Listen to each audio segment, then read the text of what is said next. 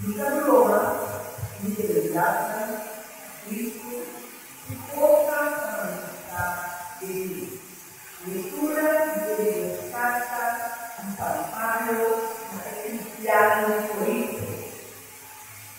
Mi hermano, Dios ha manifestado su revelación maravillosa. Para este acto, para evitar el poder orgulloso, Dios ha donado un sufrimiento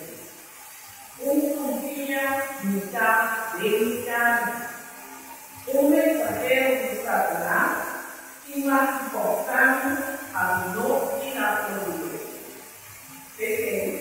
Cristian Aleta y Señor, para quitar esa niña antes por mí.